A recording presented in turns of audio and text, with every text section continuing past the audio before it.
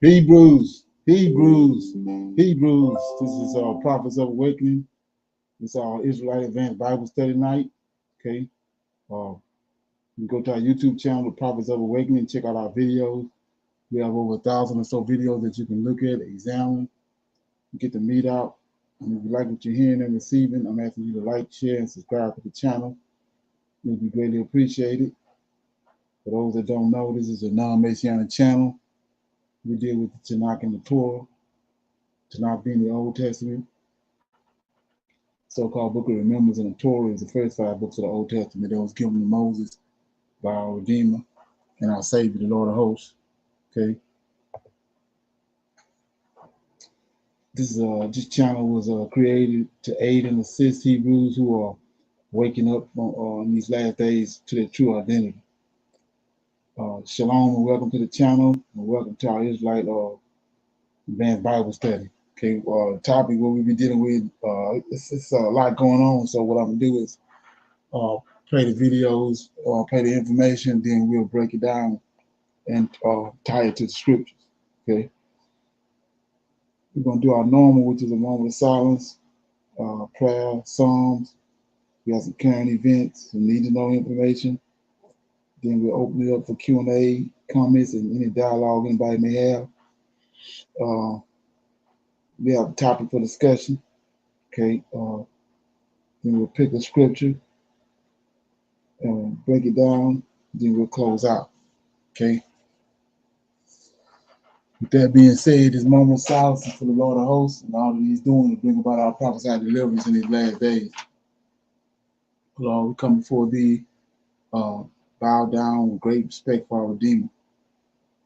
Lord, you confess through your prophet Isaiah that you would turn unto us, okay? Great in counsel, mighty in works, for thine eyes are open upon the ways of men, to give everyone according to his way and according to the fruit of his doing. O Lord, behold, thou hast made the heavens and the earth by thy great power and thy stretched out arm. There is nothing too hard for thee. Knowing all these things, Lord, we eagerly await thy coming, the day in which thou wilt break the yoke of our oppressor and return us into our homeland. Peace be unto you. Okay. Read the Psalms. Okay.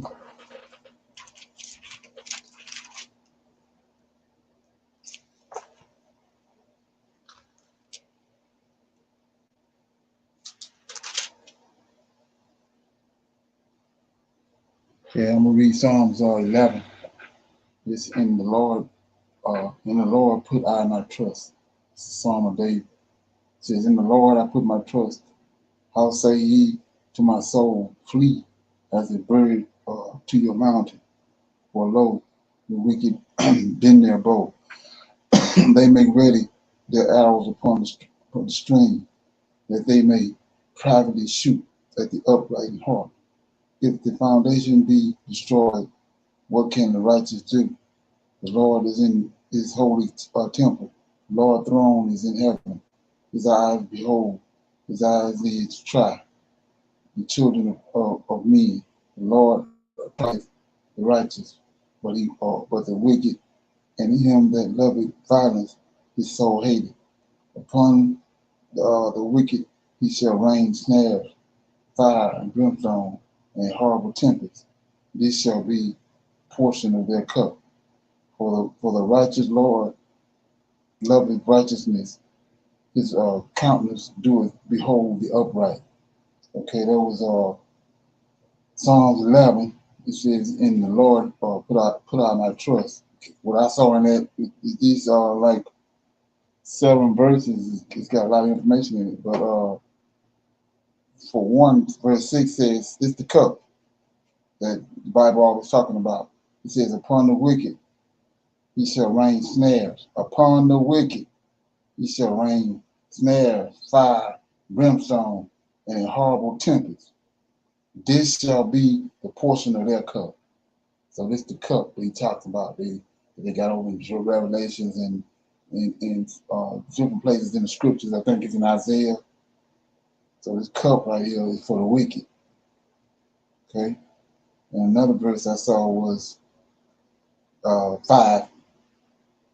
The Lord tried the righteous. So you ain't no drama coming your way, then you ain't something wrong. Because it says right here, the Lord tried the righteous, but the wicked and him that loveth violence, his soul hated. So because he loved the righteous, he gonna try them. Okay. Any comments? Anybody else see anything else they want to shine light on? Okay. We'll go to our current events. Like I said, we got a lot of information. We play these videos, and then we'll break them down. Okay. Federal agents are raiding courthouses and deporting people. As the ICE agents emerged from court in downtown Phoenix, they had 2 people in custody. Immediately, they were swarmed by protesters. At times, there was pushing and shoving on both sides. Some tried to block the van from leaving.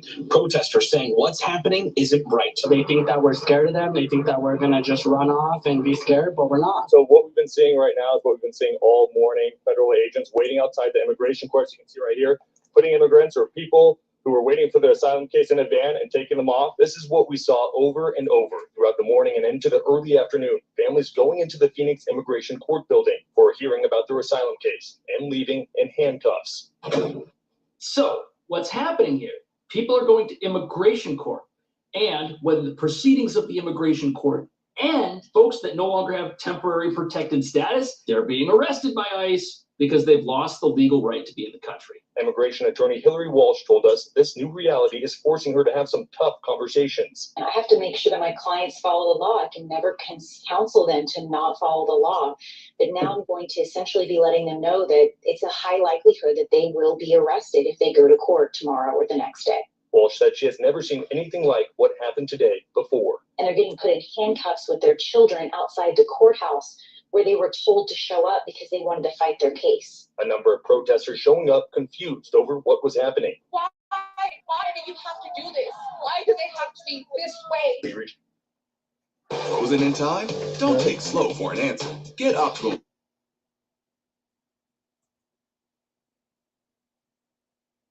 Responded to this with, you've got to understand something. The border czar has come out and said that 9 out of 10 people who filed an application for asylum in the United States did so fraudulently and will get rejected. Once that happens, a person no longer has this temporary protected status that many have while they're here and their case is playing out. And what the news is not telling us is what happens after these cases are dismissed. Apparently, people who've been living in the U.S. for less than 2 years and entered the country illegally, they could be deported through a process called expedited removal. Were wearing masks as they took people into custody who were apparently there for their hearings. There are individuals who are ultimately trying to do the right thing, showing up to their immigration proceedings. Immigration attorney Cherie Wright with IDF Law Group says she believes prosecutors and federal agents are taking advantage of a legal loophole. The DOJ or the government came up with a new system where if they dismiss all the deportation proceedings and dismiss the charges in court that day, then what will ultimately happen is that ICE has jurisdiction and the authority to detain those immigrants, and that is what we're seeing right now. A dismissed case means no more charges, and that means you are no longer under temporary protected status through the courts. I have a client who says that he feels as though he's going to have a heart attack. His trial is tomorrow, and he is expected to be present. President Trump has pressured immigration officials to speed up the pace. Okay, so if somebody has their due process, which we've been told this entire time people aren't getting, when they do get it, and that due process ends in a manner where this person does not have the legal right to stay in the country anymore, people are still upset about it. That's what we're watching right here. But immigration rights advocates protesting today tell me children were involved in the hearings today. We are going to be the ones who hold us. We are the ones who are going to continue to keep us safe, that we are not alone in this fight. Protesters News just today is giving us our first look at the confrontation between a Milwaukee County judge and federal agents inside the county courthouse. Her actions that day leading to her arrest Yeah, and she was indictment arrested in a story that's now gone national. Judge Hannah Dugan is accused of trying to help Eduardo Flores Ruiz evade ICE agents. He was scheduled to be in Dugan's courtroom in a domestic violence case. Sounds like a great guy. Domestic violence. For the first time, we're seeing Judge Hannah Dugan outside her There court she is. April 18th, wearing her black robes, appearing to confront several federal agents there to arrest Eduardo Flores Ruiz, a Milwaukee man and Mexican national charged locally with 3 counts of domestic battery. 3 counts. This video, released by Milwaukee County through an open records request, is part of the evidence in the case against Judge Dugan, who's charged with obstructing a federal investigation, concealing Flores Ruiz, allowing him to leave her courtroom by a different door after sending the agents to speak to the chief judge. Flores Ruiz, dressed in black with his attorney, is seen in several of the videos leaving by that other door. One prosecutors say was used by jurors and not open to the public. As he leaves, though, he is seen in the hallway, followed by another agent. As Flores Ruiz gets into the elevator to leave, the agent slips in as well. According to the criminal complaint against Dugan, that agent followed them down. The agent seen here following out of the building downstairs, and once backup arrived, they tried to arrest Flores Ruiz, who another video shows ran north out of the courthouse for nearly a block before agents caught up with him and arrested him. Federal agents arrested Dugan herself a week later. So that. Okay. Any comments on that? Anybody heard anything about that?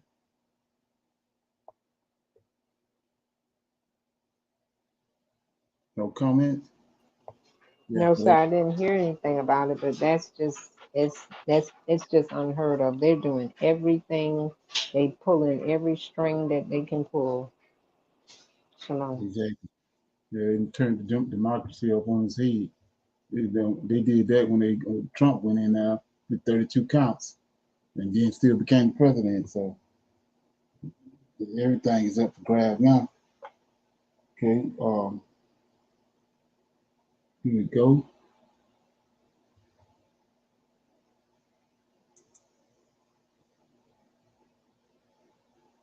Here's.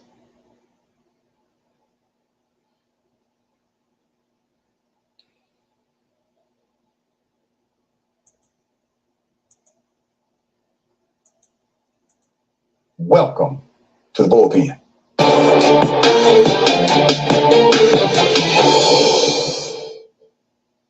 We got him. We've been talking about it. My dear brother, Attorney Davis, who was a key leader in passing a reparations bill in the city of Decatur. We're talking about Georgia. Decatur is in the metropolitan area of Atlanta. Attorney, good day, brother. Welcome.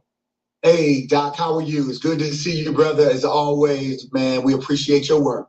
Man, we appreciate you and all that you do, brother. Every time I run into you out here on these streets of Atlanta, man, I know I'm in the right place, whatever that place may be, if you're there. All right. So yes, we're going to talk about this, man, because one, we were told this could never happen. And not only has it happened, it's moving forward. And then we're going to talk about some of the, well, let's just say, ripples that may take place later. So tell us about this bill. How was it passed? How did it even come up? Sure. So we've been working. The Beacon Hill Black Alliance for Human Rights is a local grassroots organization based in the city of Decatur, which is literally buttressed against the city of Atlanta. And so small city, but very powerful city with a lot of folks in it who just believe in what's right and what's just. And so there was a community, African-American community, like in most of our cities and towns in the city of Decatur, called Beacon Hill. It was originally called the Bottom, but after our ancestors, our enslaved ancestors were liberated, they formed that community, and they were by statute pretty much restricted to live in that community. And as history would have it, over the course of time, the government, the city government, the quote unquote city fathers made it their mission to what they call remove all blight.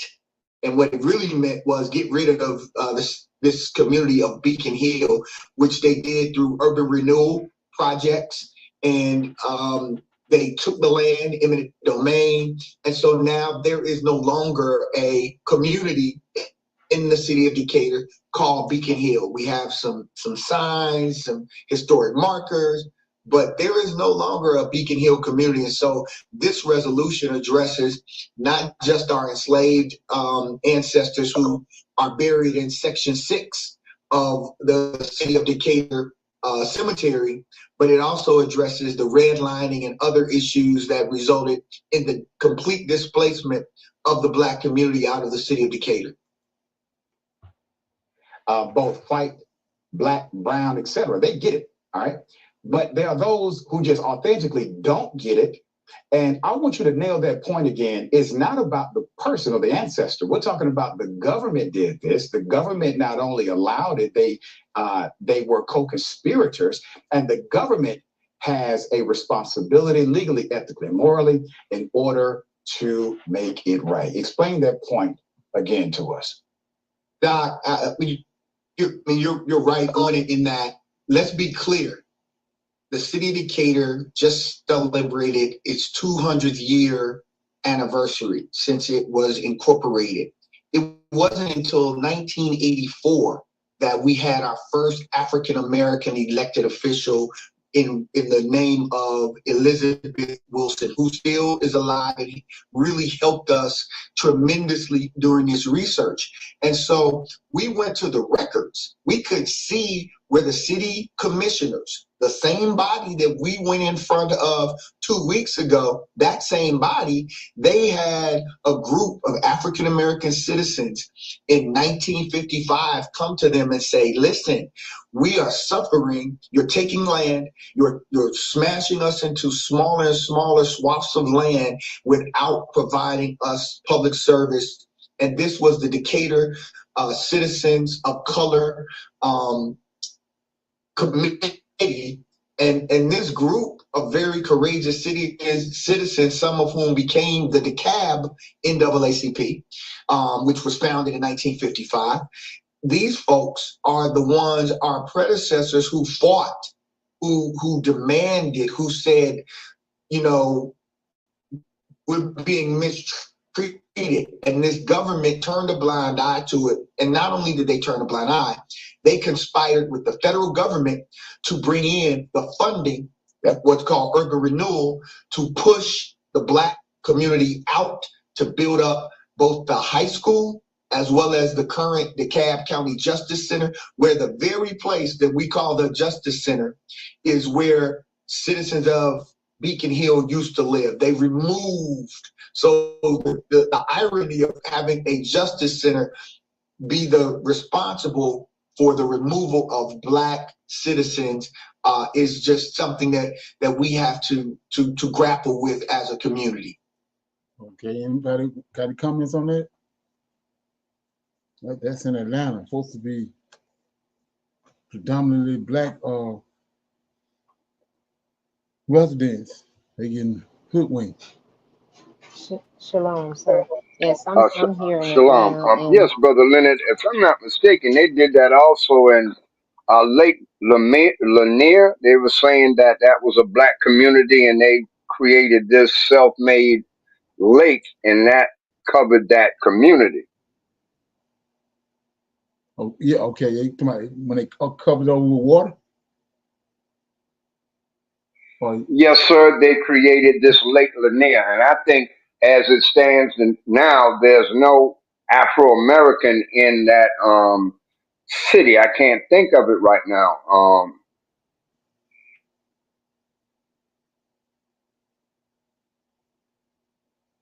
Okay, yeah. Somebody else have anything on that? Shalom. I was going to say when they started near Turner Fields there, that was all Black community there. And Brother Leonard, it's Forsyth County, I think, is where that Lake Lanier, and they took that Black community and created that lake. I think it's Forsyth. Okay. What you were saying?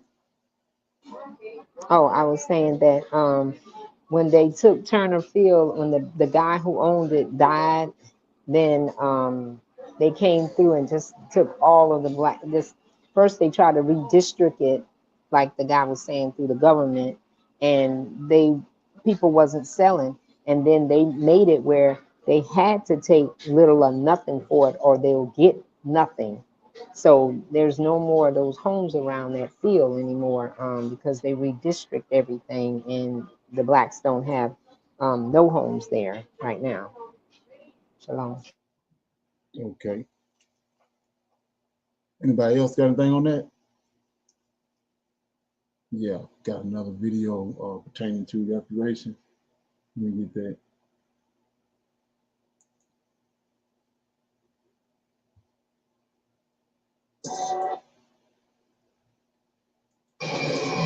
A group of Democrats, there's ladies, some lady Democrats are introducing a bill for a multi-trillion-dollar reparations bill to eliminate the wealth gap between whites and so-called blacks. So here we go. So this is Representative Summer Lee. Now y'all know that Summer Lee is doing it with not Isaiah. Her name is what is that lady's name with the bald head? Oh man, y'all know who I'm talking about. Ayanna Presley. Ayanna Presley. They both doing this. So I'm gonna play this real quick. Of mine who have stood with us, who are continuing to stand with us as we fight back against the whitewashing of our history, the obstruction of justice, and the fight of denial of our voices in Black lives. I am deeply humbled today to be reintroducing the Reparations Now resolution. This resolution was first led by my sister in service, the formidable Cori Bush, who has, thank you. Sister Cori has long sought to repair the injustices that plague our communities, has stood on the front line, an intersectional movement, and continues to do that. From whether she's inside of the House of Congress or she's outside, we can always rely on her to stand up and to come back and to stand with us. And to be clear, she and I and we stand here not just as a member and former member of Congress, but of descendants of enslaved ancestors of people whose labor built this country, whose humanity had been denied for centuries. So we're here to say that there's no more waiting, no more watering down, no more putting justice on layaway. Black folks are owed more than thoughts and prayers. And we're owed repair, we're owed restitution, and we're owed justice. We're reintroducing this critical resolution today because contrary to the desperate, defensive, and deeply inaccurate arguments against justice and equity in this country, attacks on equality, Black economic opportunity, Black health, Black wealth, and so much more are not just a ghost of the past, but they are a very present and ongoing legacy that we are living. Hold on. Somebody said, who was the Asian lady in the back? The Asian lady at that Chinese store that always show love? Don't lie. Y'all know it's always that one Chinese lady that show love to you in the hood. Don't lie. Right now. I saw that our friends at Fox News has already picked this up. They scooped us. And as we know, depending on who picks up the story, there's different framings. And it's always interesting to see what framing they're going to use. So some folks like to frame the debate around reparations as Black folks simply complaining about wrongs done in a distant past to our ancestors that nobody today is guilty of. But we know that's not just ahistorical, it's ignoring the reality of today. On today, we are still living through the effects of the brutal kidnapping and trafficking. Hold on, wait a minute. Even though she about to say Africans, I like how she set that up. That part right there, even though she's saying, oh, let me repeat that part one more time. Hold on, I like that. And as we know, depending on who picks up the story, there's different framings. And it's always interesting to see what framings they're going to use. So some folks like to frame the debate around reparations as Black folks simply complaining about wrongs done in a distant past to our ancestors that nobody today is guilty of. But we know that's not just ahistorical, it's ignoring the reality of today. On today, we are still living through the effects of the brutal kidnapping and trafficking of Africans. I like how, I'm not gonna lie, I like how she set that up. I like that. That was pretty good. That was a good setup. System of chattel enslavement that ushered this country into existence. We're living through the effects of a government-sanctioned system of sharecropping that replaced it in lieu of reparations to the free Black Americans who had nothing but their names, an eviction notice, few legal protections, and nowhere to go. We're still living through the government-sanctioned pro-segregation laws that kept Black Americans from equal or sometimes any access to education, jobs, homes, political representation, or safety, no legal recourse for persistent acts of terrorism like public lynching or massacres of towns like Tulsa and Rosewood and so many more.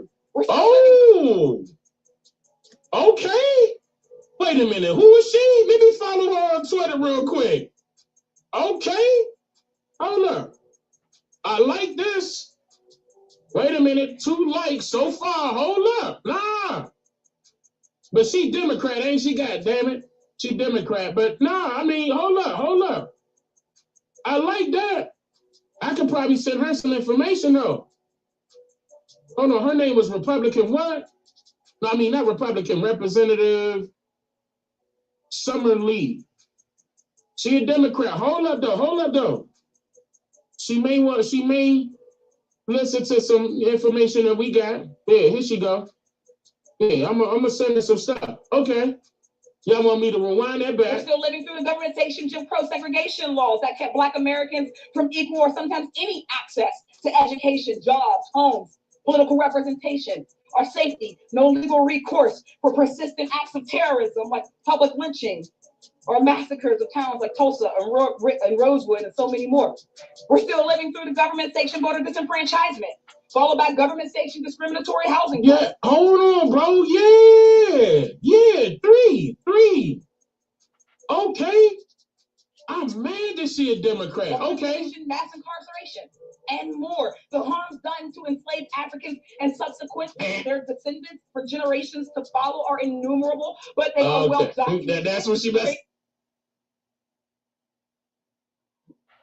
Has been done by the system. So we need real concrete action. We need policies that close the racial wealth gap, eliminate Black maternal health disparities, fund education, address environmental racism in our communities, and we need reparations. It is a moral obligation and a debt that this country owes. So today, with my colleagues and with our coalition and movement, I say it again, reparations now, not later, not someday, and not when it's politically convenient. So we're here today to hear the stories of Black folks, to reaffirm our history and our place in it, but also reaffirm our history and our place in it as being and having been exploited in this country. So without further ado, I thank you, and I believe that I'm going to pass the mic to my sister in service and original sponsor of this resolution, Cori Bush.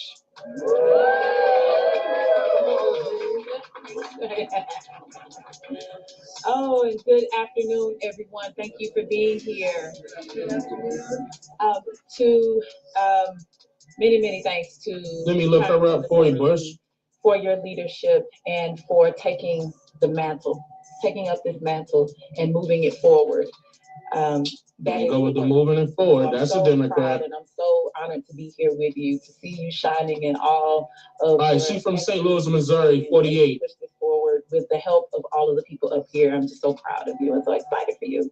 And to all the groups, thank you for your tireless work, for your thankless work. And without you, this would not move forward. Without you all, because the people in Congress can't do this alone.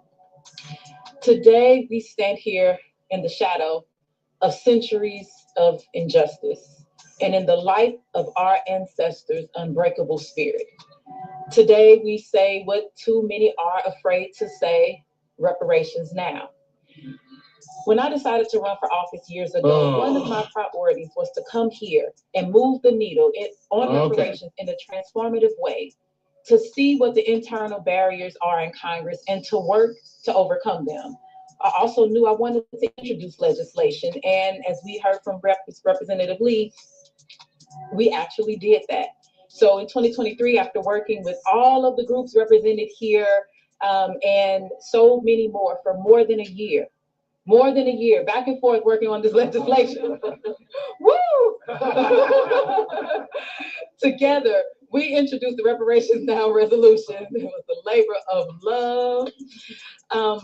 Because the thing is this, why would I, a descendant of enslaved Black people on both sides of my family, and in all of my chocolate glory, not prioritize reparations here in this house? And again, I'm so glad that Rep. Lee decided in all of her chocolate glory to make it a priority as well. Okay. Okay, any comments on that? So they coming back again with a new push on reparations. Anybody got any comments on that? You might want to check that out. Okay. Yeah, so we got some needed no information, and this is kind of some of what I was talking about when I say that how learned, I guess you can say, and slick, politically slick Esau is, and understanding how complicated these people, what they're doing in these last days, especially if you don't understand what has happened, what actually happened, what's the truth of the matter, how the Most High's kingdom is set up, and all that, and who the Redeemer is. If you don't understand all that, you get swept up in the sauce. So what I'm dealing with right here is what we're looking at right now.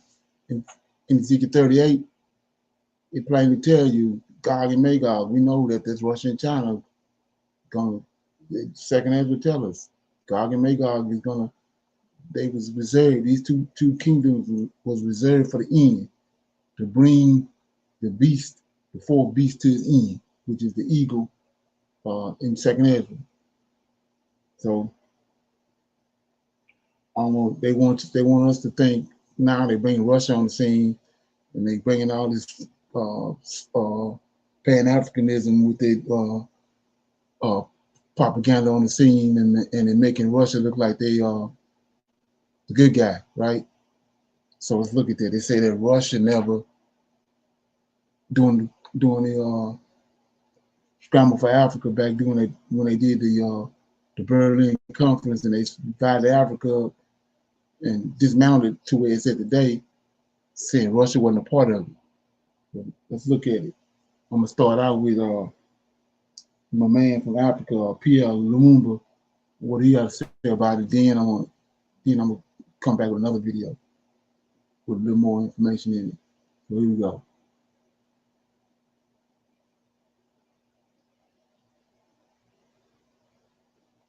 Okay, here we go.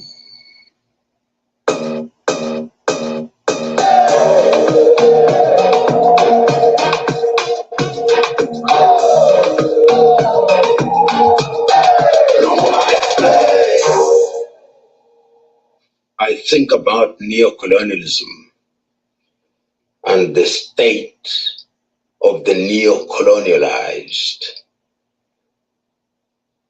I am saddened. So neocolonialism is the same over here in America. We call it slavery, the transatlantic slave trade and all that. But neocolonialism is the same thing over in Africa. Slavery over there, they put another name on it, but it's the same thing they did over here, both sides of the land. Because neocolonialism exists in an environment where you think you are free, but you are not.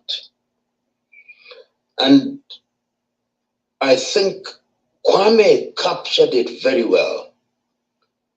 He said that the colonialist does not change his character. We found the viable Yeah, this is the trick right here. It's all in your mind. Think you're in a certain place and you ain't. He saw a pro with that. Asks. And you ought to be very careful not to think that he has changed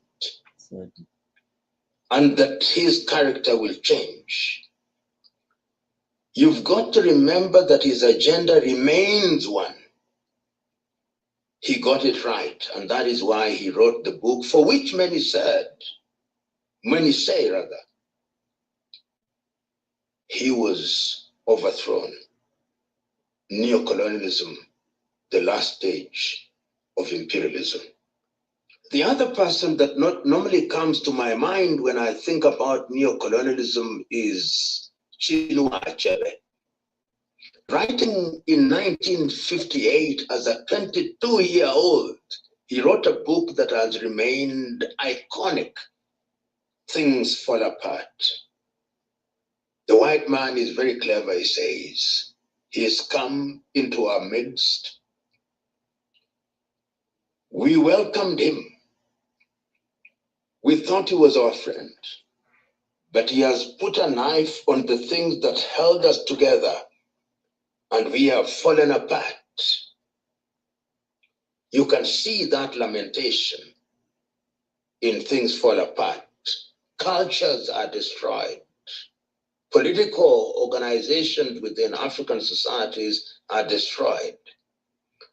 And when we regain independence, or so we think, we do not have a fundamental change of the things that we inherited from the colonialists.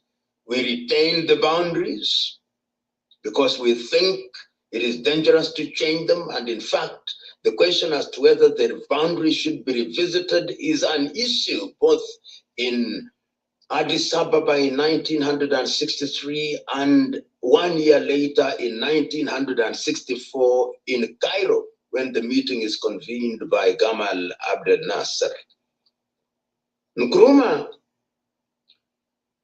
and Nasser are clear that we should leave them the way they are because they think there will be African unity. But of course, the boundaries which are artificial end up being the same that was set in Berlin in 1884, 1885.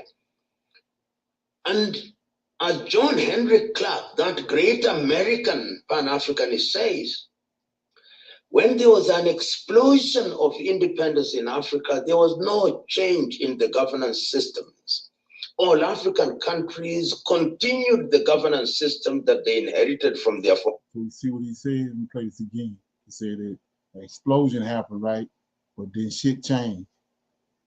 Just in the media. In people's mind, they hoodwinked. Let's look at it, listen. When there was an explosion of independence in Africa, there was no change in the governance systems. All African countries continued the governance system that they inherited from their former colonizers.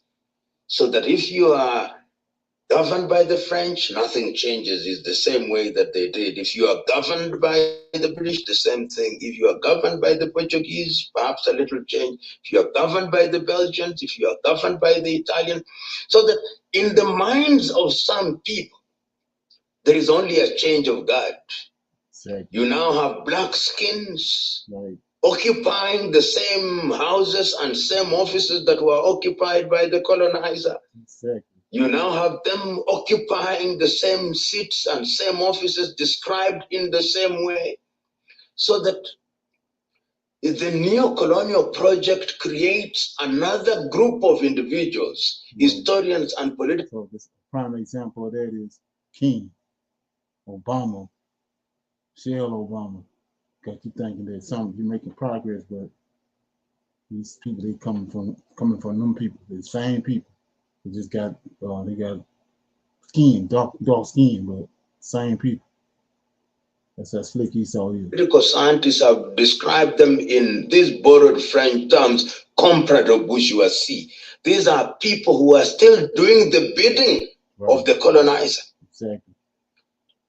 In the former French colonies, they even have a pact which says, we have gone, but we have not gone. We'll still remain in many ways. We'll have our armies in your countries. That's scripture. Okay, we want to get to the meat, talking about Russia. 1 minute.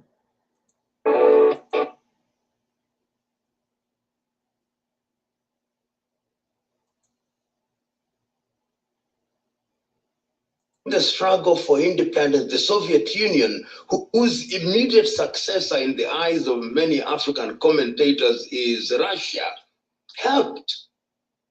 China helped. And they were never colonizers. So in as much as they know that many Africans know that Russia may have imperial interests, that China may also have imperial interests complete with an economic agenda. They are saying that they are better than these others.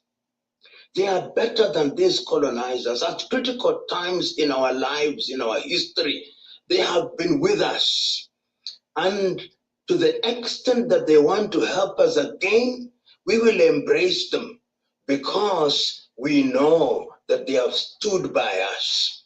And I refuse to believe the argument that is being made by some that Russia has this grand agenda which they have been planning for many years to dominate Africans. I think Russia, like every other major power, is trying to relate with African countries in a manner which must be checked.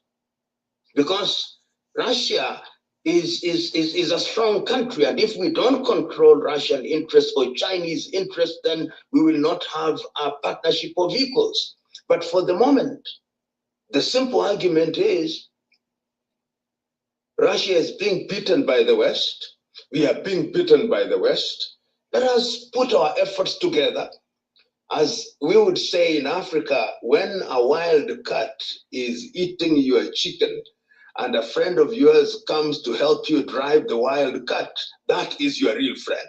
So Russia and China are friends of African countries because there is a wild cat, and that wild cat is eating our chicken. We'll deal with Russia when the wild cat is gone. That is the attitude of African countries, and I think that the engagement that we have, African countries have with Russia and China are a lot more respectful. Russia is not coming arrogantly like Europe and America does. China is not coming arrogantly like Europe and America do. But yet there is need for Africa to also define herself as we relate with these powers going. Okay. So, like I was saying, any comments on that so far? Anybody got any comments?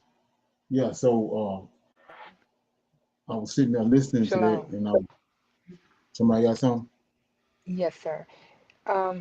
With that bit about Russia, they have yet stopped the racism that is in the blacks, African Americans that's in Russia, and the Africans that's in Russia. They do still they treat them very different. So they still show a little racism against them. Right. So, like I was saying, you got the thing that's going on. You understand who the Hebrew Israelites were. They came and got us from Africa. We fled from a prophecy that he said he was going to cast us out in the book of Daniel. And we got cast out. We ended up, we fled our land and came in Africa. So when they came and got us, they brought us here. People that don't understand the complexity of all that, don't understand that we Israelites that was in Africa, we're not Africans, but we're being perceived as Africans. And based on that, we got people that's in these last days when the Most High getting ready to deliver us, and we're looking for signs and looking for the right way. But you got Africans that don't give a damn about the Most High. They're not thinking like Hebrew. They're not heaven. The Yahweh, the angels, and already told us. Been written down by our forefathers what's going to happen. And so all we have to do is look at what was told us, and then look for it. But you got people that they put before us. They're not Hebrews. Like that's where Pan-Africanism comes from. Pan-Africanism came from the struggle that they had over there in Africa, just like the one we had over here. And you got Pan-Africanism. And so it's about raising their own self up. Self-empowerment. It ain't about heaven and our creator and our redeemer and all that, and the law and everything that the Most High gave us. So they're not even they're not even there. They're on something else. They're not connected to the Creator, the spirit of the Creator, none of that. And that's the dilemma we in right now. And then you see what he's saying about on our part as a Hebrew Israelites, the Creator and told us in Ezekiel 38 that Gog and Magog he got a problem with them. So if our Redeemer got a problem with Gog and Magog, then we should. But being that they're not Israelites, thinking like no Hebrew Israelite, they're not following the narrative. And that's what we got to be careful with. But Esau, he understands that he's using it against us. Any comments so far? Okay, so now you go to the other side of that Russia thing where they, like I said, they done built this up. It's all part of this big facade propaganda machine that they got out there right now. So here go the real reason why Russia wasn't at Berlin Conference. The scramble for Africa back in the day. Weird. Okay.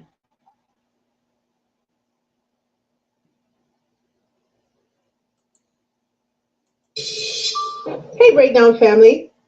So we've been talking a lot on this show about the new world order taking shape and how Russia's influence in Africa is growing fast. And if you've been in the comments, you already know this is a hot topic. Now, a lot of you who support Russia's growing role on the continent often make one core argument. You say, at least they never colonized Africa. Some of you say Russia never believed in colonization to begin with. And that this proves their intentions in Africa today are more genuine, more respectful, even anti-imperialist. But others have raised a really important question too. If Russia was at the Berlin Conference, remember we talked about that here on the show, the same table where Europe divided up Africa, why didn't they walk away with any colonies? And I'll be honest, that question had me curious too. So I started digging. And what I found was fascinating. Well, turns out there are two main schools of thoughts on why Russia never colonized Africa. One side says Russia just didn't believe in colonization. Okay, fair. But if that's true, why were they in the room? Why show up to a land grabbing conference if you're not trying to grab land? The other side says Russia absolutely wanted colonies. They just failed. They showed up late, had no leverage, and got outplayed by the British, the French, and the rest of the gang. Very interesting. Well, today on The Breakdown, we're going to set the record straight. We are going to unpack this mystery. What really happened at the Berlin Conference? Whether Russia tried and failed to colonize Africa, and what this forgotten chapter reveals about how power works then, and yes, especially now. Because sometimes the empires that look clean in history just didn't have the chance to get their hands dirty. It's going to be a good one. But before we dive in, I want to say a big welcome to all of our new subscribers and members. I'm so glad you're here. Thank you. So to understand why Russia didn't colonize Africa, we've got to start by understanding what kind of empire Russia actually was. Unlike Britain, France, or Belgium, whose empires stretched across oceans, Russia built a land empire. It expanded by foot, by horse, and later by rail, not by sea. And that's critical. From the 1700s into the late 19th century, Russia was focused on dominating Eurasia, not Africa.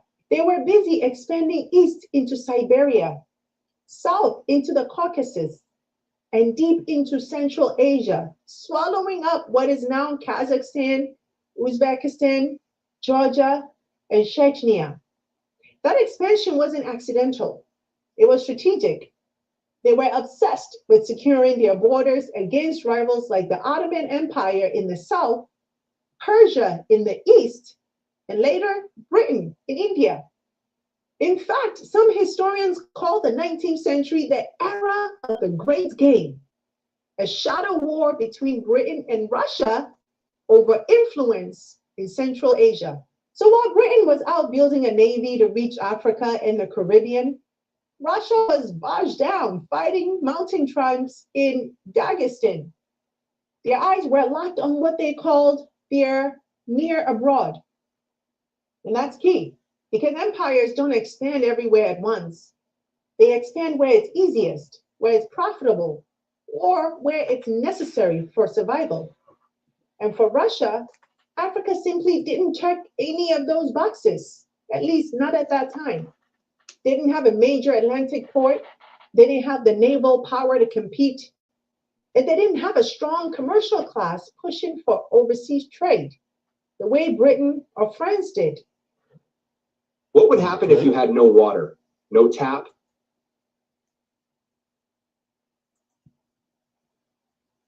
By the time the Berlin Conference rolled around in 1884, Russia just wasn't a serious contender. They showed up, yes, but more so to observe, to maintain diplomatic ties and avoid being isolated than to carve up territory for themselves. It wasn't that they were morally superior. It was that their empire was looking in a different direction, eastward, not south. But, and this is where it gets interesting, that doesn't mean Russia never looked at Africa or that it was never interested. In fact, there were moments, quiet, often forgotten moments, when Russia did try to plant a flag on the continent. One of those moments, Ethiopia. Let's break it down. In the late 19th century, Russia saw Ethiopia not just as a fellow Orthodox Christian nation, but as a potential ally, a foot in the door to Africa. There were diplomatic visits, secret offers of military cooperation, even dreams of building a Russian Orthodox presence there. But none of it stuck. So why did those early efforts fail? And what do they reveal about Russia's real intentions toward Africa? In the late 19th century, while the scramble for Africa was in full swing, Russia started looking at Ethiopia through a very different lens. Here was a nation, fiercely independent, never colonized, and perhaps most importantly, to the Russians, deeply Orthodox Christian. To Russia, Ethiopia wasn't just geopolitically strategic, it was spiritually aligned. It felt familiar, it felt righteous. Russian envoys made diplomatic visits. Ethiopian emperors were sent gifts. There were discussions of joint religious missions, even vague ideas of military cooperation. And some in Moscow believed that Ethiopia could become a kind of gateway to influence in East Africa, a partner, maybe even a protectorate down the line. But here's the thing, Ethiopia didn't need a protector. Under Emperor Menelik II, Ethiopia was already holding its own, negotiating with Italy, France, and Britain, and later defeating the Italians at the Battle of Adwa in 1896, one of the most iconic anti-colonial victories in African history. Menelik welcomed diplomacy, but he wasn't looking to be anyone's pawn.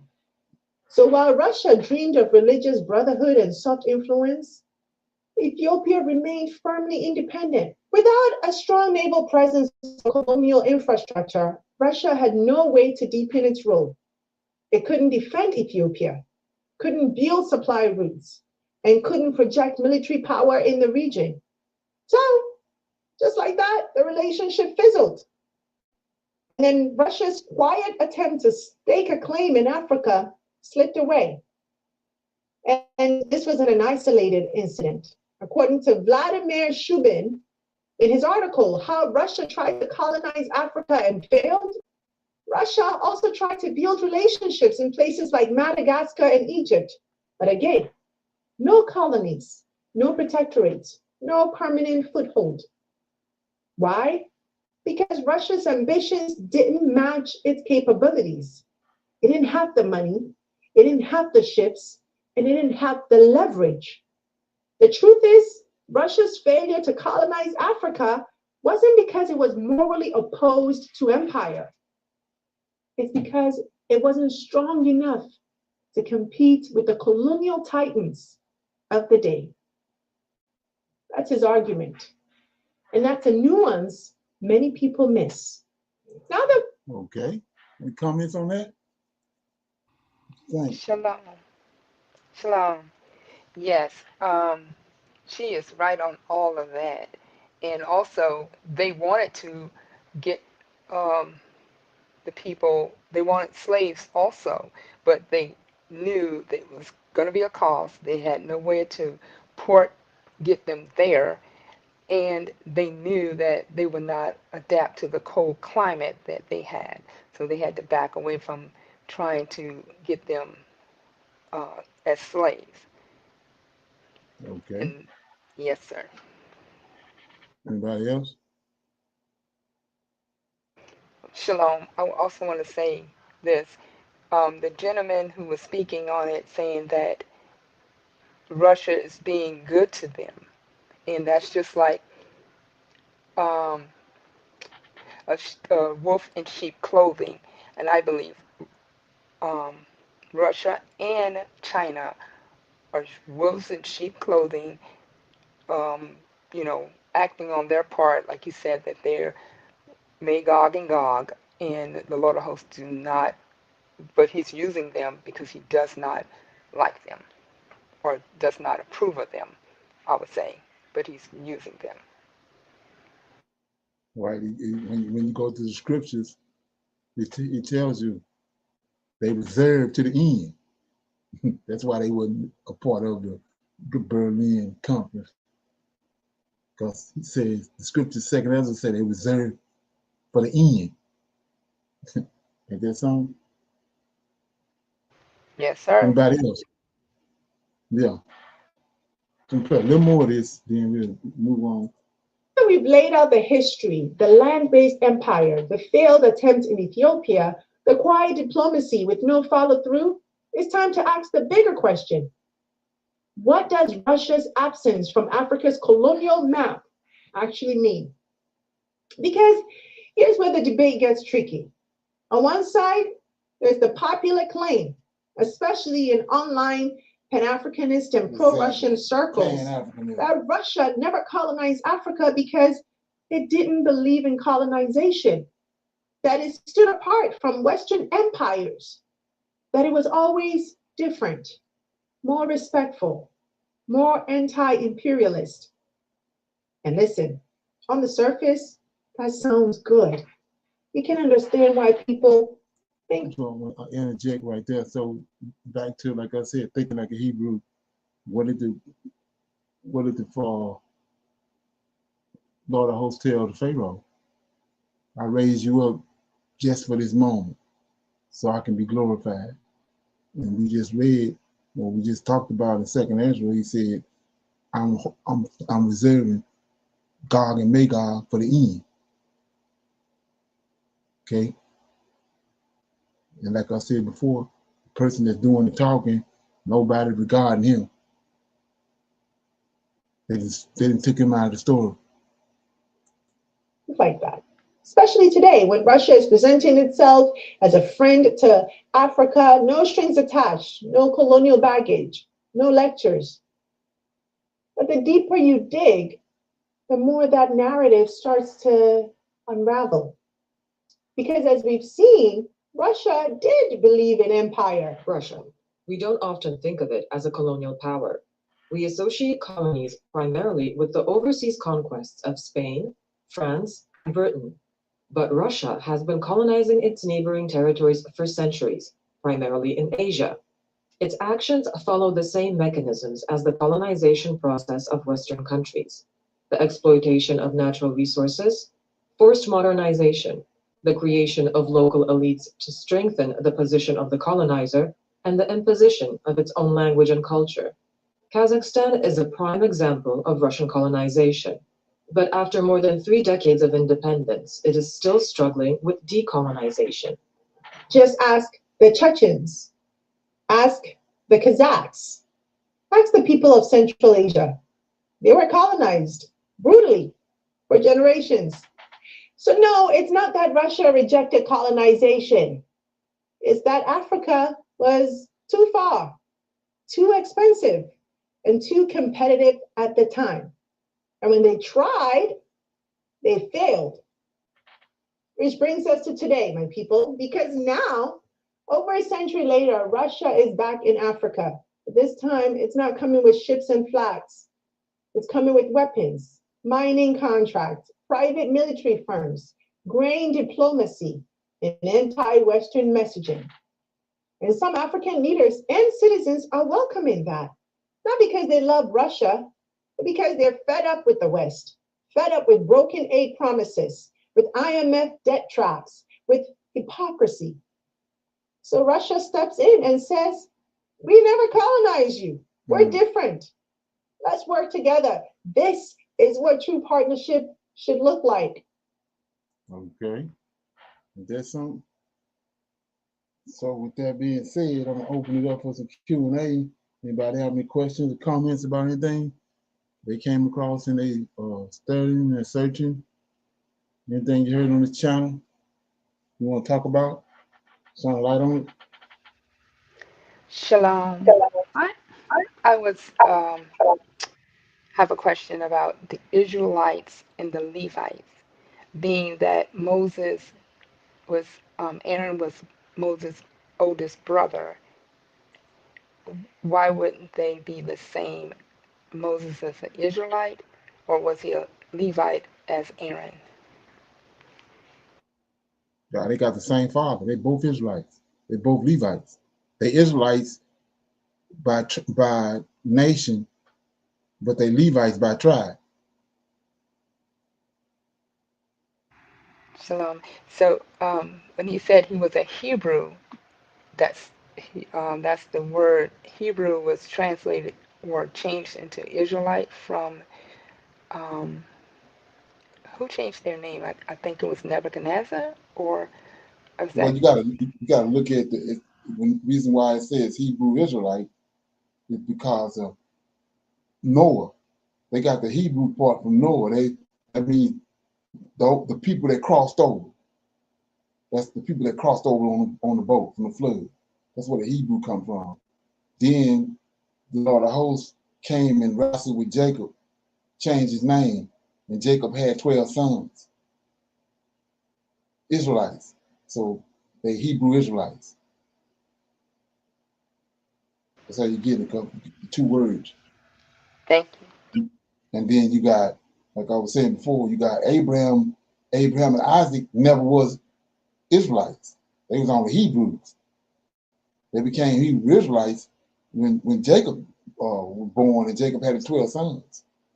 And like I said, you have to understand all that when you go to the law, and like he says, a stranger, which so many people got it all mixed up, because a stranger is people that was outside of, they're not Israelites, but they're Hebrews. Like I was talking about with Raul and all them, and the woman that Zipporah that married Moses. The Israelites had a problem with him saying he married a foreign woman, but she wasn't no foreign woman. She was a Hebrew. She just wasn't no Hebrew Israelite, because they was all Abraham had 7 boys for another woman, Keturah. After Sarah died, he married another woman, had 7 kids. So they Hebrews too. They're not Hebrew Israelites, but they're Hebrews, and they got just as much right when the nation of Israel came into existence as a Hebrew Israelite. That's the stranger he's talking about in Leviticus. When they come into the land, they got the same rights as anybody else in the land. But they didn't flip it and try to make you think he's talking about Gentiles. But he's not talking about Gentiles. He's talking about Hebrews. Okay? And a prime example of that is in the beginning in Genesis, when it says Cain killed Abel, then Adam knew his wife again, and she had Seth. And he's a called seed. That's what they call a called seed. But at the same time, the scriptures say he had other sons and daughters. All we know about is the called seed. Each one of those men had other sons and daughters besides the called seed that was coming on down the line too. But all we dealing with, all we dealing with is the seed that's called, the lineage. Okay. Anybody else got anything on that? Comments on it? Okay, any comments? Yeah, so that's what that is.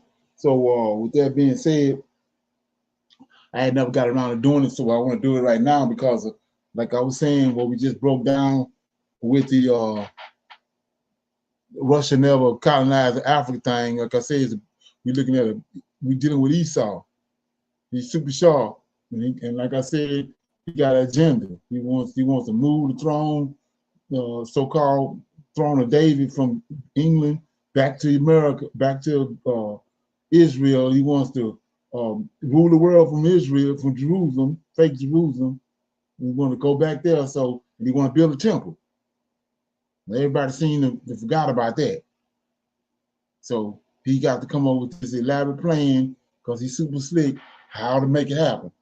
That's what we're looking at. We got control of Hollywood, this propaganda machine, and he's using it.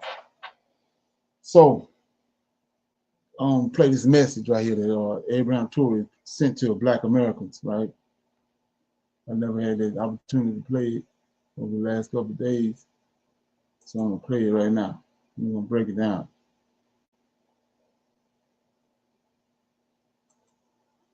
And deeply emotional from Captain Ibrahim Traore, the young revolutionary leader who had, against all odds, taken control of Burkina Faso and pushed back against the colonial strongholds of France. Yet this message wasn't for his fellow Burkinabes or even for the broader African continent. It was directed to a specific audience, to all my African brothers and sisters across the Atlantic, those in the United States, the Caribbean, Brazil, and beyond. I speak to you from not African. From the land of our ancestors. The camera was steady, focused on his face. Traore, dressed in his usual simple fatigues, his eyes calm yet fiery, spoke from a room adorned not with gold or flags, but with artifacts, old maps of Africa before the scramble, and portraits of leaders like Thomas Sankara, Patrice Lumumba, and Malcolm X. For the next 40 minutes, he delivered a message that would send shockwaves across Black communities around the world.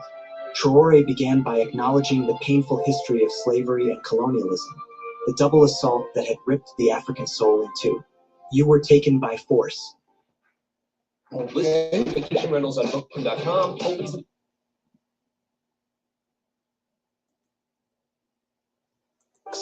branded. Yeah, so I can feel what you're saying, CME, about that redirecting that word black. Okay.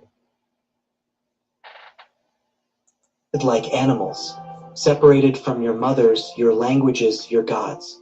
But let no one tell you that we forgot you. Africa may have been silent, but Africa did not forget.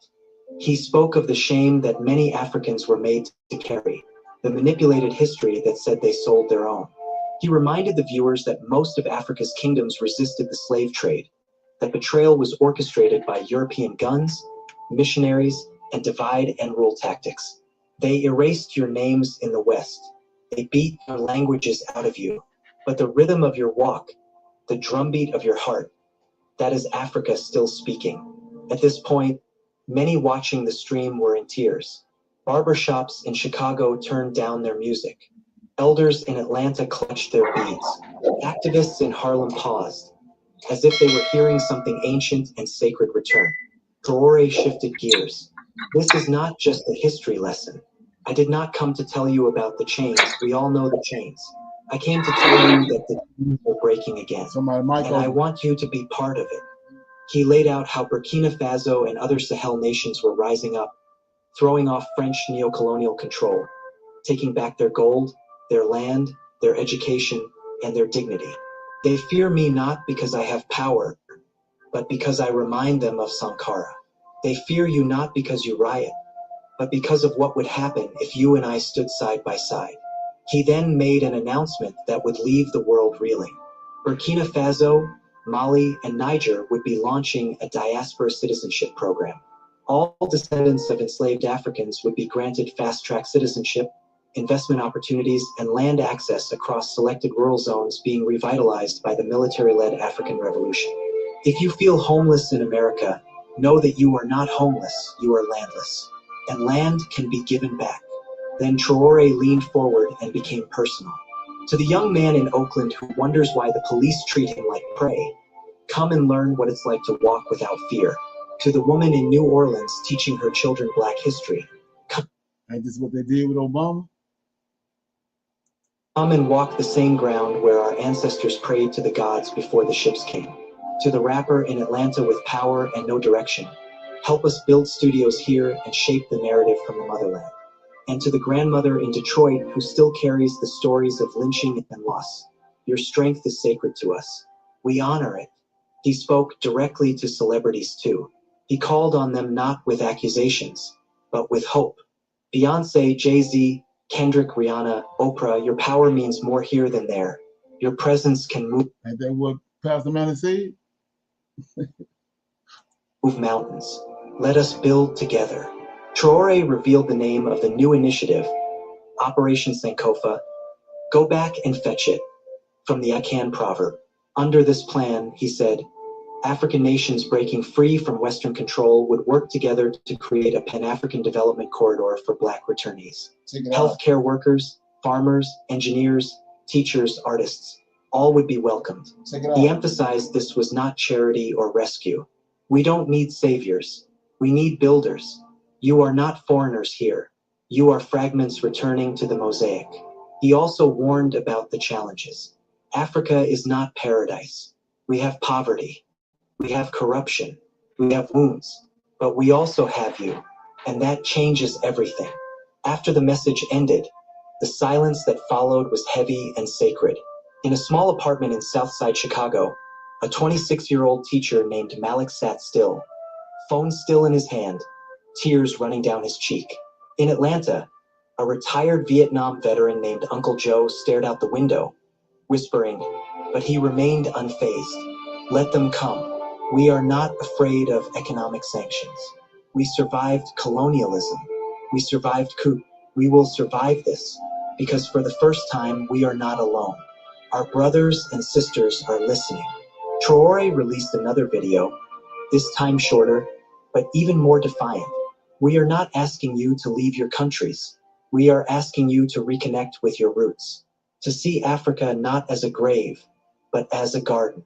He invited filmmakers, scientists, and entrepreneurs from the Black diaspora to come for the first Diaspora Congress in Ouagadougou. First Diaspora Conference in Ouagadougou. For the end of the year. As the date approached, flights from New York, Los Angeles, London, and Kingston began to fill up. Stories surfaced of young people selling belongings, quitting jobs, and applying for visas they never imagined needing. A viral video showed an elder named Mama Ruth, 82 years old, standing at JFK Airport with a cane and a suitcase. I may be old, but I need to touch that soil before I go. One of the most difficult things. Okay. Any comments on that? What you think? Any feedback?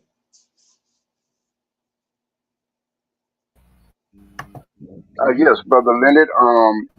I guess the invitation is open, and I guess if we do take that invitation, the differences are what has always kept us divided. I know they're doing Pan-Africanism after Marcus Garvey and everything, but would this be an incentive to at least get there and then hopefully work out minor differences like they was talking about the religions and things like that? Yeah, there's the hand of the Lord behind it. I mean, like I was saying before, Tory is a military leader, right? Is Tory a military leader? Yes, right, sir. Okay, wasn't Cyrus a military leader? And Moses? Yes, sir. Yes. Yeah. So it's the arm of the Lord, but you know, it's not it. What's happening right here ain't Hebrew. Pan-Africanism ain't Hebrew. But with that thought in mind, just the invitation of the movement that is going on is still a good thing. I'm Oh yeah, asking. yeah. Right. It's if you got your head on straight, it's a good thing. Right. Yeah. If you understand what you're dealing with and what's transpiring, yeah, it's all good. Yeah. Anybody else? So here we go right here. This kind of is going to answer that question too right here, but let me play it. And that's what I mean by understanding what's going on, what's happening. Somebody got something? Did you hear me? No, what you say? Yeah. I said, who's narrating that? Narrate what? Who narrated that? What you were just playing? It's a video on. Let me see. Let me get it. The reason I'm asking because I'm finding a lot of videos like that. And I'm finding a lot of videos like that where they're talking about a certain character, sounds like this guy, and then they're talking about another person. It's the same storyline. So I'm wondering about that. Another thing is, I mean, I respect Traore. I think he's a man of character. He's a man that I would follow after his leadership based on everything I've seen. I mean, Africa is where all of us came from. I mean, eventually, of course, we all, went away because of slavery or whatever, but that was where we originally came from. And as far as going back to Africa, all the experiences that I hear and I see, even online, it's not been good. The people that go there end up coming back. So I wonder if, that's what we were supposed to do, to go back there somehow. That was all I wanted to say. Well, right. That's one of my points is that it's not lining up with prophecy. That's not how he said we was going back. That's why they coming back, because they're not following, they're not lined up with scripture, they ain't lined up with heaven, the angels and our forefathers, they ain't lined up with it. Because there's another narrative that the Most High says in 2 Samuel chapter 7, the children of wickedness. They got a hidden agenda in these last days, the fourth beast. And people following that narrative, they ain't following the narrative of what the Creator is saying. And what our forefathers told us. And that's why that's why they coming back. But this is what right here, this video right here, it explains what I'm talking about when I say whether it's a good thing or not, what they're doing with Torah. It seems to me that this mineral rich. Okay. Brother Lando, I just wanted I guess make like a statement, kind of mixed with the question. Okay. All right, so I was reading where it's like, I think it's over 2,000 different types of religions, right? And you got people from all corners of the earth. They brought up in different religions, and so they think their religion is right. Somebody else may think their religion is right, and you can't tell them no different. And it just seemed to me that religion itself kind of divides people anyway.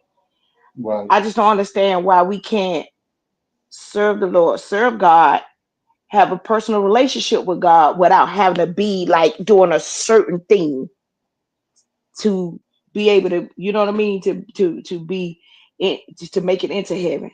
That's the only thing I've always wondered, like why this religion wants you to do this. And I know you say like, okay, with the Israelites, this is what we're supposed to be doing.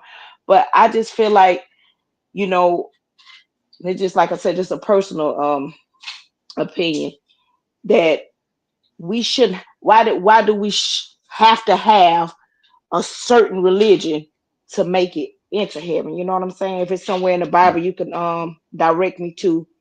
That will help me out, have a better understanding of why we got to do this one thing here these ways.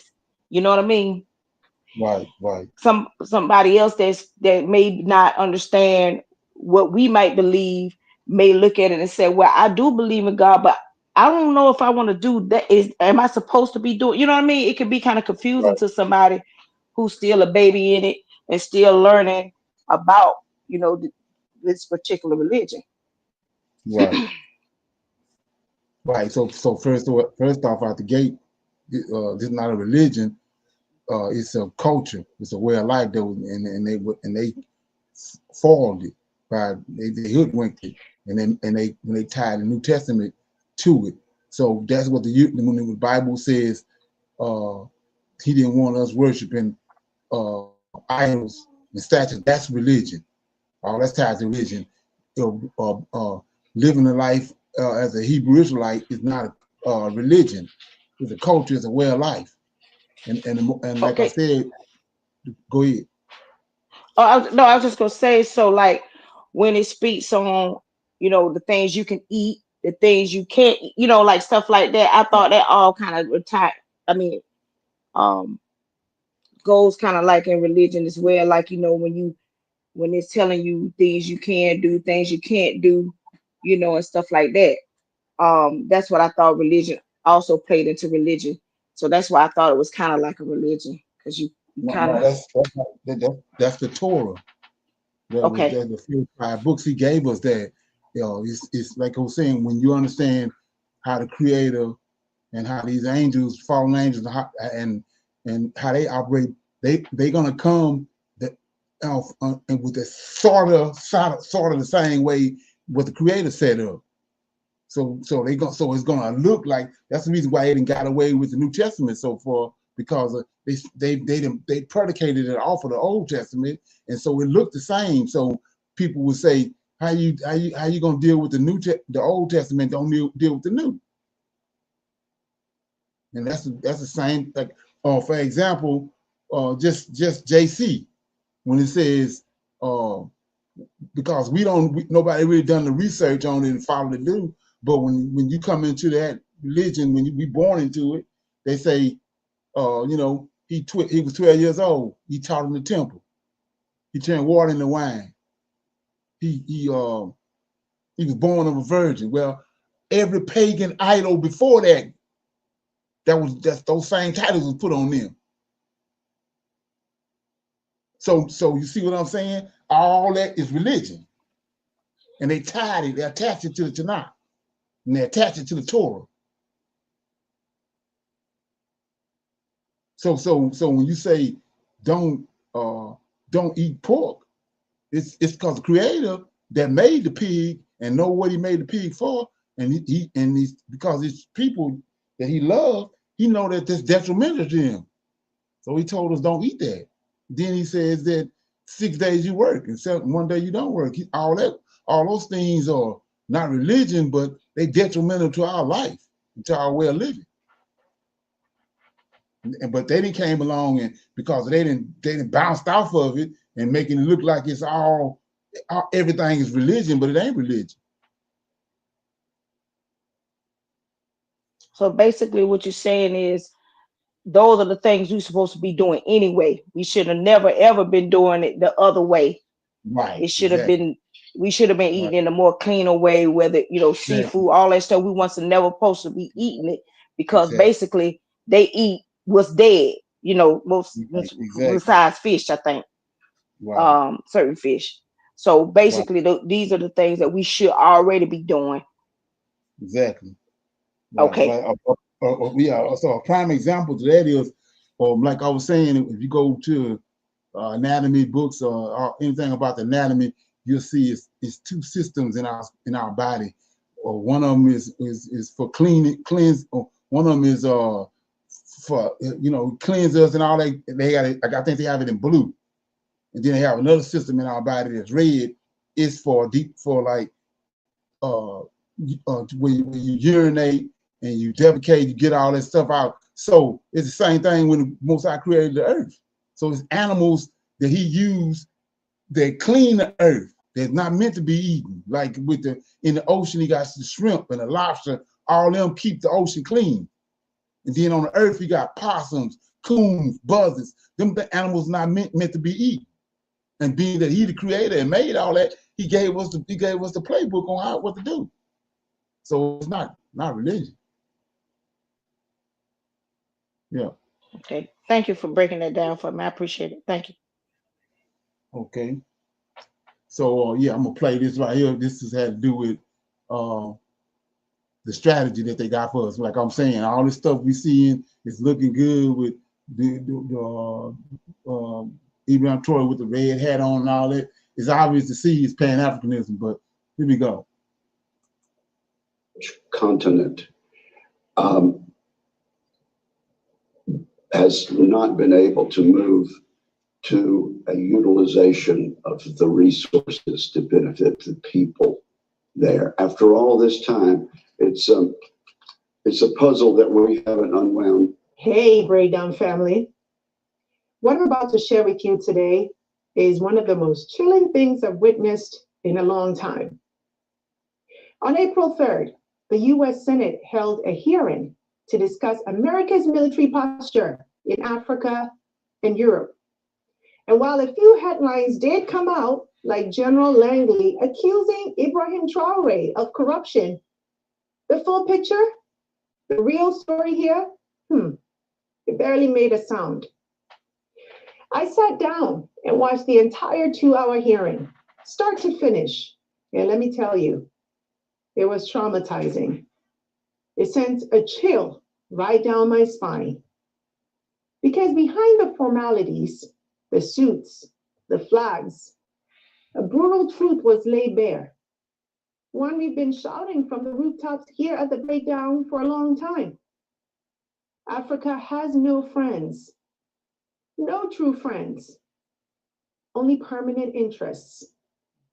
In this hearing, top U.S. senators discussed Africa, and no, not as a partner, not as a rising force, not even as a sovereign continent with its own destiny, but as a battleground, a place to fight China, a resource pit to block Russia, a strategic chessboard in a global power game where African voices were nowhere to be found. Okay, let's look at that right quick before we keep going. So in the scriptures, like I was saying, he says in Ezekiel 37, it's an army.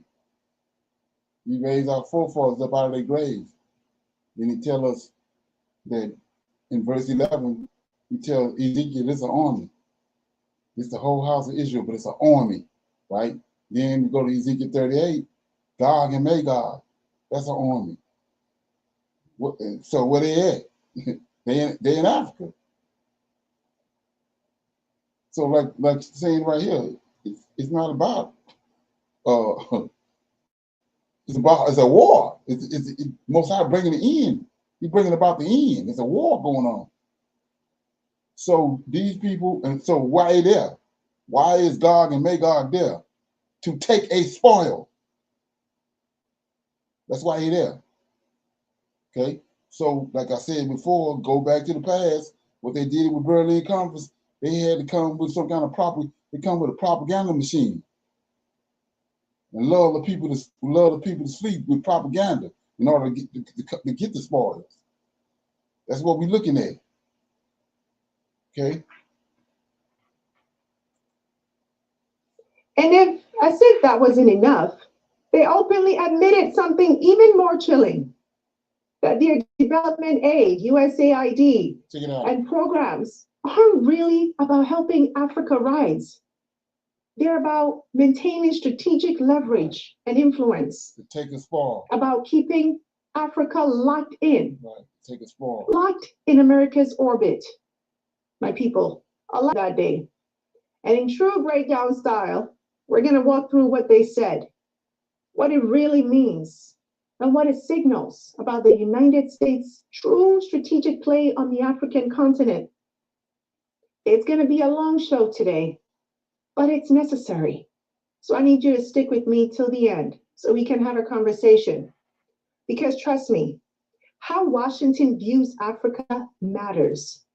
And Africa's future is being discussed behind closed doors. Yeah. And if we're not paying attention, it's going to be decided without us. again. Okay.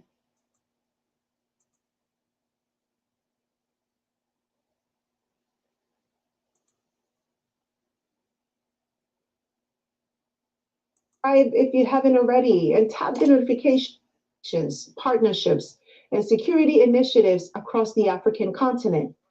It was created in 2007 at a time when terrorism was rising and global powers were starting to pay more attention to Africa's growing strategic importance. But here's the thing. From the very beginning, AFRICOM has been controversial. Many African nations were suspicious, and rightfully so, that AFRICOM wasn't really about partnership, but about controlling Africa's resources, countering China's rise, and protecting Western interests. Now, who is General Michael Langley? Just the dagger right here. Like I said, you think it's a coincidence he's black? General Langley is the current commander of AFRICOM, and notably, he's the first Black four-star general to ever lead the command. Now, on the surface, that's historic. Representation matters. But let's be clear. Langley's role is not to advocate for Africa's sovereignty. His job, like every AFRICOM commander before him, is to protect American strategic interests on the continent. And if you listen carefully to his testimony at the hearing, you hear it over and over again. The focus isn't African development for Africa's sake. It's African development for strategic leverage, for countering China, for outmaneuvering Russia, for maintaining the global balance of power as it is. So as we go through what was said at the hearing, keep that context in mind. AFRICOM is not a neutral player. And even when the language sounds diplomatic, the goals are rooted in hard, cold self-interest. So now with that context, let's get into what they actually said during that hearing. So the chair of the hearing, Senator Roger Wicker, lays things out right from the jump. He starts by framing the hearing around Russia's war in Ukraine. This morning, we talk about two very important areas of responsibility. The European continent is now entering its third year of war as Russia continues its brutal assault against Ukraine. There's no question who started this war. Despite the physical and psychological exhaustion and material constraints from the conflict, the Ukrainian military and people have heroically and successfully continued to resist Russian efforts to subjugate them. The war serves as a brutal reminder that Vladimir Putin has chosen to become an enemy of the West and to throw away Russia's future. The Department of Defense is right to label China as our pacing threat. Nonetheless, Russia and its thousands of varied nuclear weapons continue to pose an existential danger to the United States and to our allies. Moscow's military aggression sows uncertainty and threatens vital U.S. interests every day, as Europe remains by far our largest trading partner and source of investment in the United States. The war in Ukraine has exposed the Russian army's weakness, but it also has shown that Russia can adapt to changing circumstances and can endure heavy cost. The Russian industrial base, aided by China, North Korea, and Iran, has demonstrated its ability to sustain Putin's army. Russia would likely use any pause in fighting to reconstitute its military. So, like I was saying before, back to what I was saying earlier about thinking like Hebrew, you think this dude really give a damn about second Ezra or Ezekiel or Daniel or what was said in there? He don't give a damn. No, none of them. Like I said in second Samuel, he said the children of wickedness. You gotta always keep that. That's got to be in play. Say all this to make a simple point. We cannot wish away the Russian threat. Now, it's no surprise that the Russia-Ukraine war is how Wicker sets the foundation for the hearing.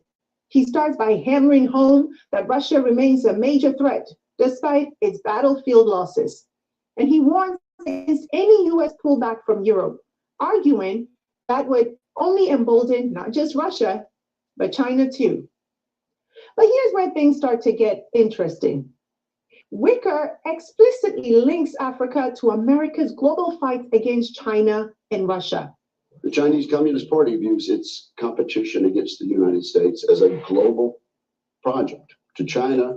So let's look at that. Let's look at this right quick, thinking like a Hebrew.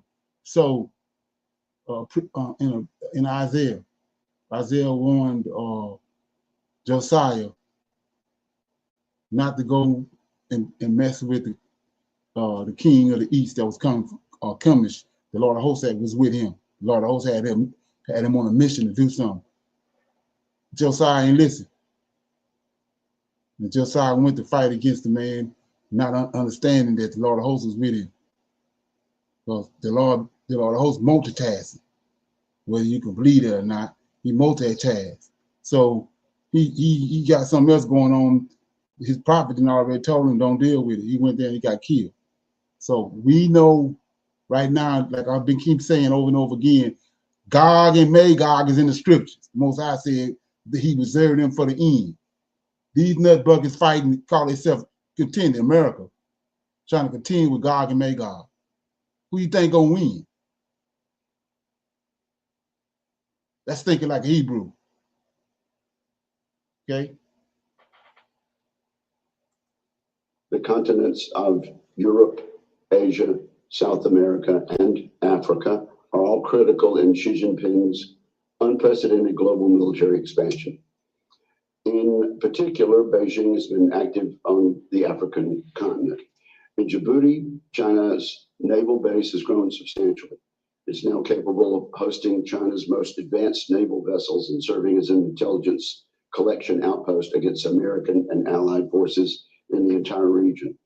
China is also actively pursuing a naval base in Africa's western coast, the Atlantic coast, which would provide an enduring foothold along the Atlantic Ocean. According to General Langley, this would, quote, change the whole calculus of the geostrategic campaign plans of protecting the American homeland, unquote. Russia also has designs on the African continent. Its destabilizing strategy is to trade security assistance for access to Africa's abundant natural resources. This would help fund. Take a spoil. That's the hook right there. You see, you're gonna put a hook in Gog and Magog, bring them to the land. It's these resources. That's the hook. Vladimir Putin's malign activities around the world. At the center of Putin's Africa strategy is Libya, which serves as Russia's key logistical node and enables its activities across the continent. I look forward to General Langley's assessment of Africa's importance to Vladimir Putin's strategic objectives, as well as his description of what's being done to counter Russian efforts, particularly in Libya. We cannot ignore the enduring threat posed by ISIS and Al-Qaeda in Africa.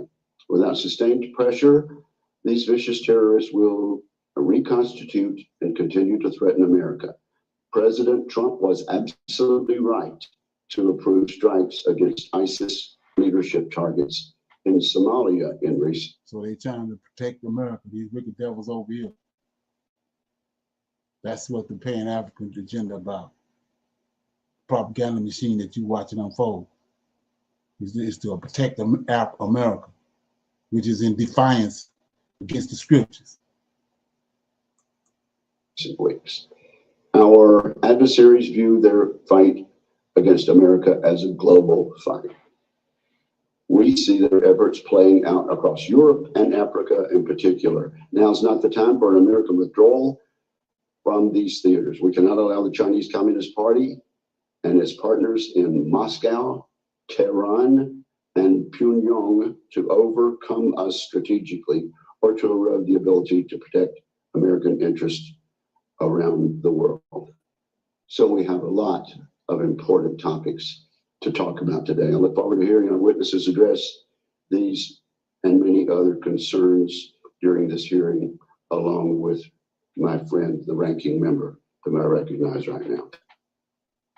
That's why your nerves are deteriorating. Okay. Any comments so far?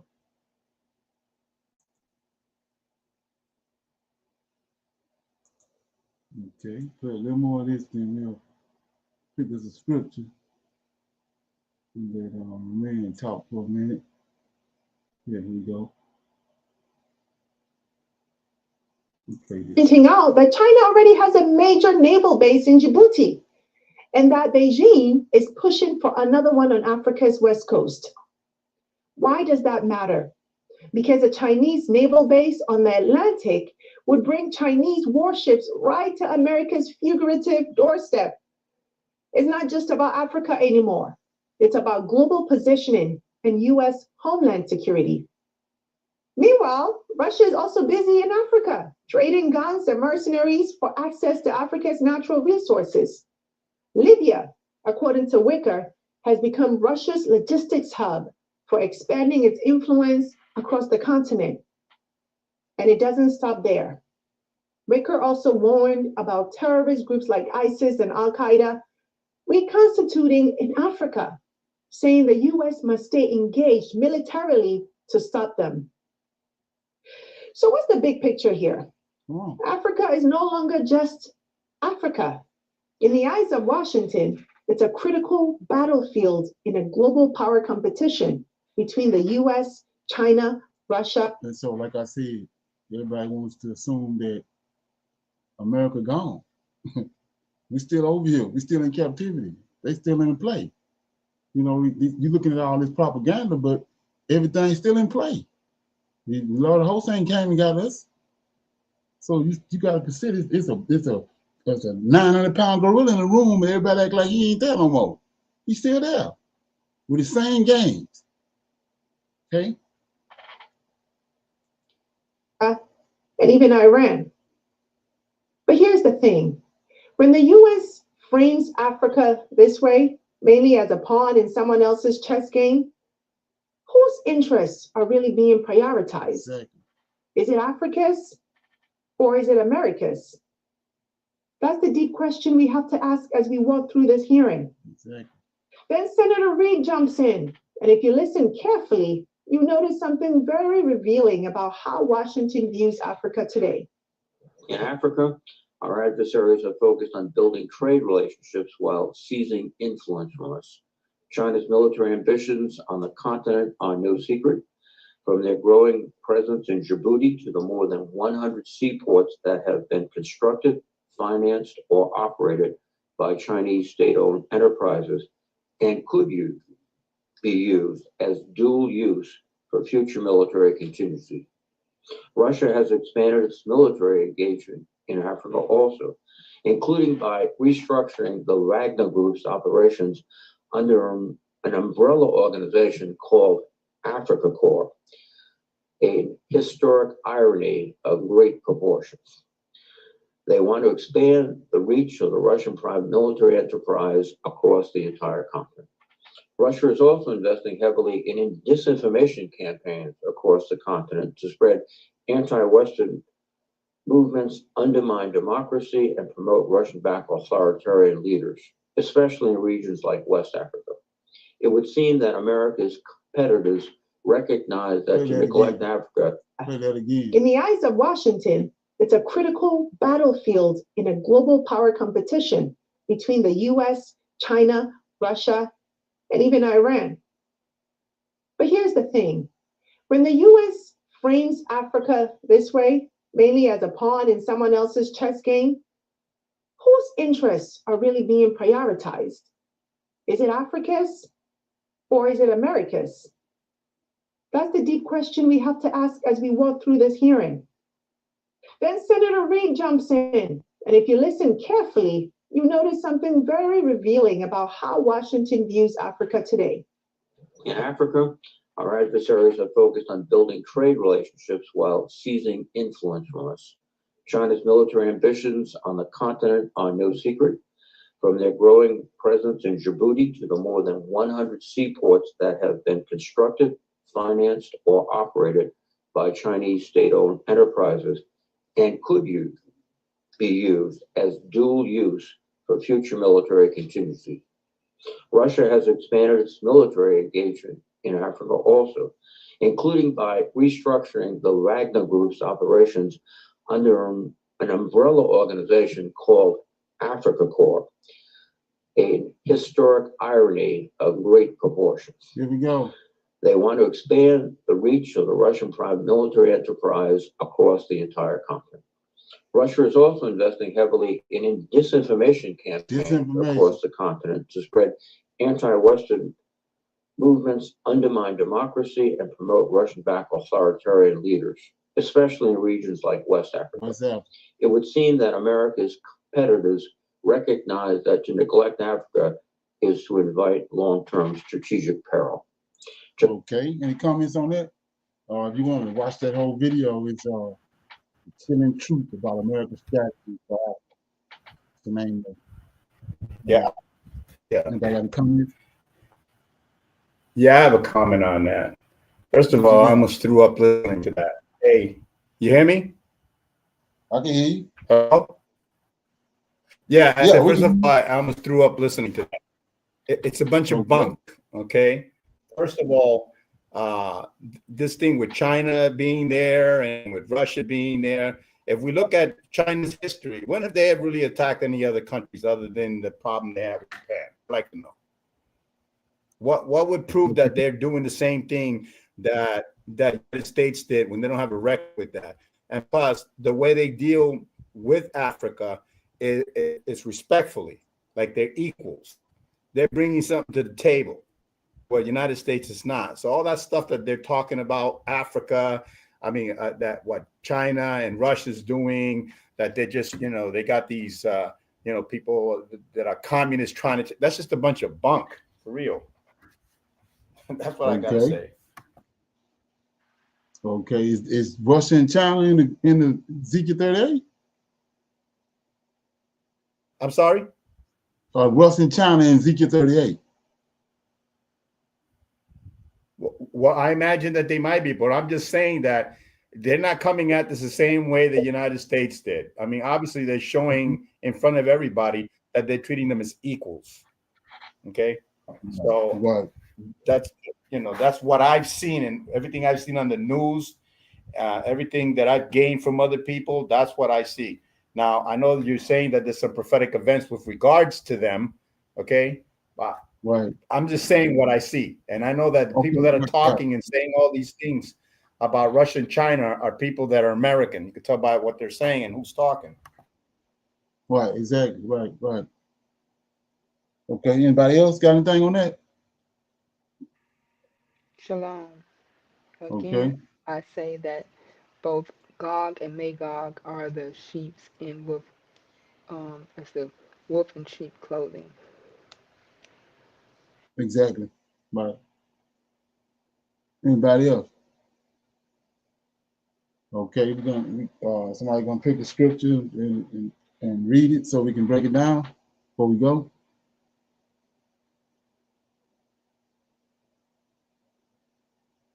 Shalom, Brother Leonard. Can I read Joshua 75?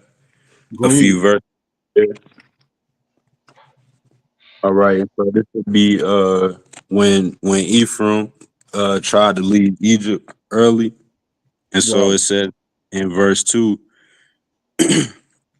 excuse me. So at that time, in the 180th year of the Israelites going down into Egypt, there went forth from Egypt valiant men, 30,000 on foot, from the children of Israel, who were all of the tribe of Joseph, of the children of Ephraim, the son of Joseph. For they said, the period completed, which the Lord had appointed to the children of Israel in the times of old, which he had spoken to Abraham. But they brought no provision for the road, only silver and gold, not even bread for the day did they bring in their hands, for they thought of getting their provision for pay from the Philistines, and if not, they would take it by force.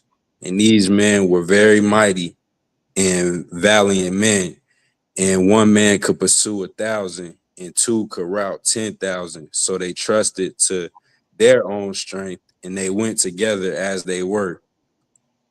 And then I'll skip to Brother Leonard. These would be the last ones, and it says in verse 15, and these men were engaged in battle with the children of Ephraim, this the children of Gath. And these men were engaged in the battle with the children of Ephraim, and the Lord delivered the children of Ephraim into the hands of the Philistines, and they smote all the children of Ephraim, all who had gone forth from Egypt. None were remaining but 10 men who had ran away from the engagement. For this evil was from the Lord against the children of Ephraim, for they transgressed the word of the Lord in going forth from Egypt before the period had arrived, which the Lord in the days of old had appointed to Israel. Shalom. Okay. So ain't that what we're looking at right now? All these people leaving. Right, leaving and coming back. Exactly. So if they leave and coming back, they didn't transgress the law. It ain't the time. Like I said before, how was this the time when we still here? And we still see the enemy still got his hand, still got us cloaked. So it's a lie. You know what I mean? And then the Most High, his ways don't change. If they left from the time they left before the 400 years was prophesied in Daniel in Genesis chapter 15, Ephraim left before that, and we see what happened to them. Well, the same thing will happen now if you leave before the time. It ain't gonna go well. That's where we at. Okay. Ain't that something? Right, yes, sir. Yeah. Anybody else got anything else before we go? Okay, everybody good? Yes, sir. All right, so I'll see y'all tomorrow for our reading through the Tanakh. Shalom, shalom, and another shalom. Shalom, everyone. Shalom, everyone. I highly recommend that you get this book and you read it because it's a must that you understand who God head is in the order that's in the Old Testament in Tanakh, because it's not the same as in the New Testament. And when you read this and you get an understanding, then the scriptures open up and then you begin to understand. So I highly recommend that you get this book. It's the Elohim of Israel, and it's a breakdown on the word Elohim and who the God of Israel is and the Godhead.